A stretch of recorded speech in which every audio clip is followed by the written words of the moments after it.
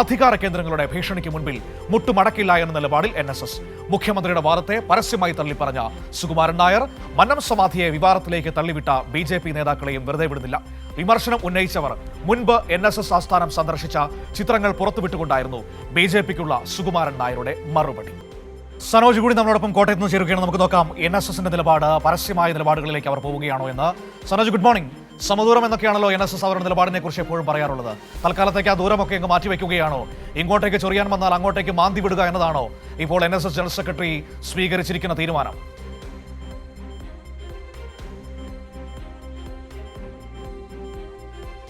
മനു, ആദ്യം good morning. എന്തായാലും NSS general secretary തങ്ങളെ പേടിപ്പിച്ച് വരുതിയിലാക്കാമെന്ന് ആരും കരുതേണ്ടതില്ല എന്നുള്ള ശക്തമായ സന്ദേശമാണ് രാഷ്ട്രീയ നേതൃത്വങ്ങൾക്ക് നൽകുന്നത്.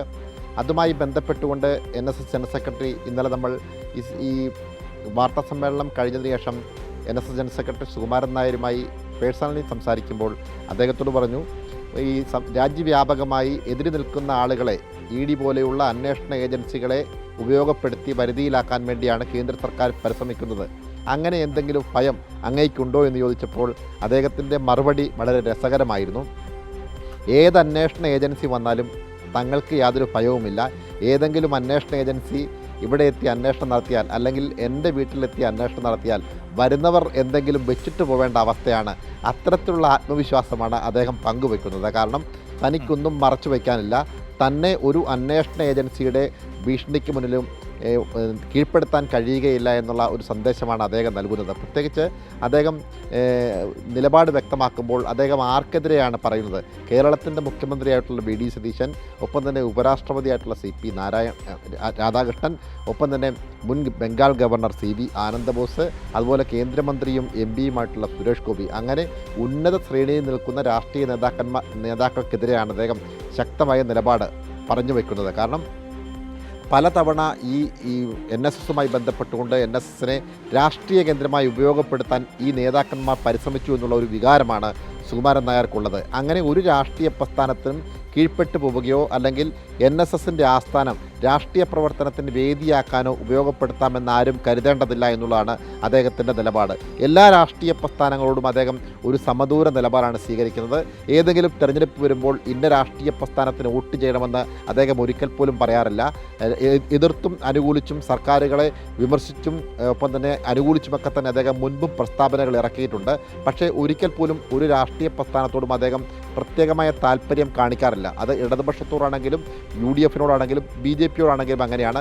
ഇടതുപക്ഷത്തെയും അദ്ദേഹം വിമർശിച്ചിട്ടുണ്ട്, കോൺഗ്രസിനെയും വിമർശിക്കുന്നുണ്ട്, BJPയും വിമർശിക്കുന്നുണ്ട്. പക്ഷേ ചില ഘട്ടങ്ങളിൽ ചില നേതാക്കന്മാർ NSSനെ രാഷ്ട്രീയ കേന്ദ്രമായി ഉപയോഗപ്പെടുത്തുന്നു. അതാണ് അദ്ദേഹത്തിൻ്റെ ഈ പരാതിക്ക് പിന്നിൽ, അല്ലെങ്കിൽ അദ്ദേഹത്തിൻ്റെ നിലപാടിന് പിന്നിൽ. പ്രത്യേകിച്ച് സുരേഷ് ഗോപിയുമായി ബന്ധപ്പെട്ടുകൊണ്ട് അദ്ദേഹം പറഞ്ഞു വയ്ക്കുന്നത്, സുരേഷ് ഗോപി നായർ സമുദായമാണെന്ന് പലപ്പോഴും പറയുമ്പോഴും ഈ രാഷ്ട്രീയത്തിൽ വരുന്നതിന് മുമ്പ് ഒരിക്കൽ പോലും അദ്ദേഹം NSS ആസ്ഥാനത്തെത്തുകയോ മന്നം സമാധിയിൽ പുഷ്പാർച്ചന നടത്താൻ തയ്യാറാവുകയോ ചെയ്തിട്ടില്ല. അദ്ദേഹം രാഷ്ട്രീയത്തിലെത്തിയതിന് ശേഷമാണ് NSS ആസ്ഥാനത്തേക്ക് വരാൻ താല്പര്യം പ്രകടിപ്പിക്കുകയും പിന്നീട് മന്നം സമാധിയിലെത്തി പുഷ്പാർച്ചന നടത്തുകയും ചെയ്തത്. ഒരിക്കൽ അദ്ദേഹം NSS ആസ്ഥാനത്തെത്തി NSSൻ്റെ പ്രതിനിധി സഭാ യോഗത്തിലേക്ക് കടന്നു വന്നു. അന്ന് ഈ പ്രതിനിധി സഭാ യോഗത്തിൽ പ്രതിനിധി സഭാ അംഗങ്ങളല്ലാത്ത ആർക്കും അവിടേക്ക് പ്രവേശനമില്ല.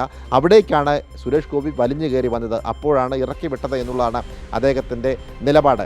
എന്തായാലും സുരേഷ് ഗോപി വന്നതിന് പിന്നിൽ ഒരു രാഷ്ട്രീയ ലക്ഷ്യമുണ്ടായിരുന്നു. കാരണം ഒരു ഉപതെരഞ്ഞെടുപ്പ് കേരളത്തിൽ നടക്കുന്ന വേളയിലാണ് അദ്ദേഹം NSS ആസ്ഥാനത്തെ രാഷ്ട്രീയമായി ഉപയോഗപ്പെടുത്താൻ വേണ്ടി ആ സമയത്തേക്ക് NSS ആസ്ഥാനത്തേക്ക് അദ്ദേഹം എത്തുന്നത്. അങ്ങനെ എത്തുന്നതിന് പിന്നിൽ NSS BJPക്കൊപ്പമാണ് എന്ന് വരുത്തി തീർക്കാൻ വേണ്ടിയുള്ള പരിശ്രമമായിരുന്നു സുരേഷ് ഗോപിക്ക് ഉണ്ടായിരുന്നത്. അങ്ങനെയുള്ള രാഷ്ട്രീയ ലക്ഷ്യത്തിന് NSS ഒരിക്കലും നിന്നു കൊടുക്കുകയില്ല എന്നാണ് അദ്ദേഹം പറയുന്നത്. ഒപ്പം തന്നെ സമീപ കാലഘട്ടത്തിൽ NSSനെ വളരെ വലിയ തോതിൽ തേജോവധം ചെയ്തുകൊണ്ടിരിക്കുകയാണ് സോഷ്യൽ മീഡിയയിലൂടെ. പ്രത്യേകിച്ച് മന്നം സമാധിയിൽ പുഷ്പാർച്ചന നടത്താൻ ഉപരാഷ്ട്രപതിക്കും ഗവർണർമാർക്കും പോലും കഴിയുന്നില്ല.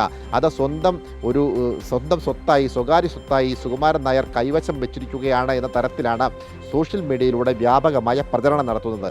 എന്നാൽ അതിന് സുകുമാരൻ നായർ പറഞ്ഞു വയ്ക്കുന്ന മറുപടി, പ്രത്യേകിച്ച് ഉപരാഷ്ട്രപതിയുടെ കഴിഞ്ഞ ദിവസങ്ങളിലെ പ്രസ്താവനകളും പിന്നീട് അത് ഏറ്റുപിടിച്ചുകൊണ്ട് സുരേഷ് ഗോപി നടത്തിയ പ്രതികരണങ്ങളുമാണ് പുതിയ വിവാദത്തിന് വഴി തുറന്നത്.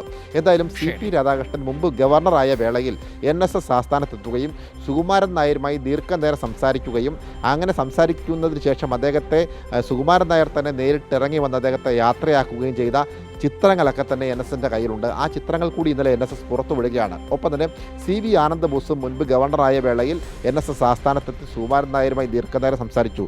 CV Ananda Bose വരുന്നുവെന്നറിഞ്ഞുകൊണ്ട് NSS general secretary ഇറങ്ങി വന്ന് അദ്ദേഹത്തെ സ്വീകരിക്കുന്നു. പിന്നീട് അദ്ദേഹത്തിൻ്റെ മുറിയിൽ കൊണ്ടുപോയി സംസാരിക്കുന്നു. അതിനുശേഷം മടങ്ങിപ്പോകുമ്പോൾ ഇറക്കി വന്ന് അദ്ദേഹത്തെ യാത്രയാക്കുന്നു. അങ്ങനെ ഊഷ്മളമായ ഒരു ബന്ധം, അല്ലെങ്കിൽ അവർക്ക് എല്ലാവിധ ആതിഥ്യ മര്യാദയോടുകൂടിയുള്ള സ്വീകരണവും NSS ജനറൽ സെക്രട്ടറി നൽകിയിരുന്നു. പക്ഷേ അവർ വന്ന വേളയിൽ മന്നസമാധിയിൽ പുഷ്പാർച്ചന നടത്തണമെന്ന് അവർ തങ്ങളോട് ആവശ്യപ്പെട്ടിരുന്നില്ല. ഞങ്ങൾ അങ്ങോട്ട് പറഞ്ഞ് നിങ്ങൾ പുഷ്പാർച്ചന നടത്തിയിട്ട് പോകൂ എന്ന് പറയേണ്ട യാതൊരു സാഹചര്യവും ഞങ്ങൾക്കില്ല. ഇങ്ങനെയുള്ള കാര്യങ്ങളാണ് അദ്ദേഹം പറഞ്ഞു വയ്ക്കുന്നത്. എന്തായാലും എന്തൊക്കെ പറഞ്ഞാലും തങ്ങൾ ഒരു രാഷ്ട്രീയ പ്രസ്ഥാനത്തിനും കീഴ്പ്പെട്ടു പോകാൻ ആഗ്രഹിക്കുന്നില്ല. പറയേണ്ട കാര്യങ്ങൾ പറയേണ്ട സമയത്ത് പറയുമെന്നാണ്. മുഖ്യമന്ത്രിക്കെതിരെയും അതിരൂക്ഷമായ വിമർശനം NSS ജനറൽ സെക്രട്ടറി നടത്തുകയുണ്ടായി. മുഖ്യമന്ത്രി പറഞ്ഞത് പച്ചക്കള്ളമാണ് എന്നും മുഖ്യമന്ത്രിയുമായി കൂടിക്കാഴ്ച നടത്താൻ വേണ്ടി സ്വകാര്യ ആവശ്യത്തിന് വേണ്ടിയല്ല, NSSുമായി ബന്ധപ്പെട്ടുകൊണ്ടുള്ള കാര്യത്തിലാണ്. അതിനെ സംബന്ധിച്ചുള്ള കാര്യങ്ങൾ തെറ്റിദ്ധരിപ്പിക്കുന്ന രീതിയിലാണ് മുഖ്യമന്ത്രി കള്ളം പറഞ്ഞത് എന്നുമാണ് സുകുമാരൻ നായർ പറഞ്ഞു വയ്ക്കുന്നത്. മനു, ശരി, നമുക്ക് നോക്കാം. ഏതായാലും വരും ദിവസങ്ങളിൽ ശക്തമായ നിലപാട് സ്വീകരിക്കാൻ തന്നെയാണ് ഇപ്പോൾ NSSന്റെ തീരുമാനം, ജനറൽ സെക്രട്ടറിയുടെ തീരുമാനം. അതിന്റെ ഭാഗമായിട്ടാണ് ഈ പരസ്യ വിമർശനങ്ങൾ വന്നിരിക്കുന്നത്. കോൺഗ്രസിനെതിരെയും മുഖ്യമന്ത്രി VD സതീശനെതിരെ, ഒപ്പം തന്നെ BJPക്കെതിരെ ശക്തമായ വിമർശനം ഉന്നയിക്കുന്നു. ഇതിൽ നമ്മൾ എടുത്തു പറയേണ്ട മറ്റൊരു കാര്യം കൂടിയുണ്ട്. BJPക്കെതിരെ ശക്തമായ വിമർശനം NSS ഉന്നയിക്കുമ്പോൾ V മുരളീധരൻ അടക്കമുള്ളവർ NSS ജനറൽ സെക്രട്ടറിയെ തള്ളി പറയുന്നില്ല. NSS ജനറൽ സെക്രട്ടറിയുടെ നിലപാടിനോട് ചേർന്ന് നിൽക്കുന്ന ഒരു സമീപനം കഴിഞ്ഞ ദിവസം സ്വീകരിക്കുന്നത് നമ്മൾ കണ്ടതാണ്. അപ്പോൾ അങ്ങനെ കുറേ റിഫ്റ്റുകൾ ഇതുമായി ബന്ധപ്പെട്ട് BJPക്കുള്ളിലൊക്കെ നടക്കുന്നുണ്ട്. അത് വേറെ കാര്യം. നമുക്ക് വരും ദിവസങ്ങളിൽ ഇതൊക്കെ വാർത്തയായി നിങ്ങളുടെ മുൻപിലേക്ക് വരും.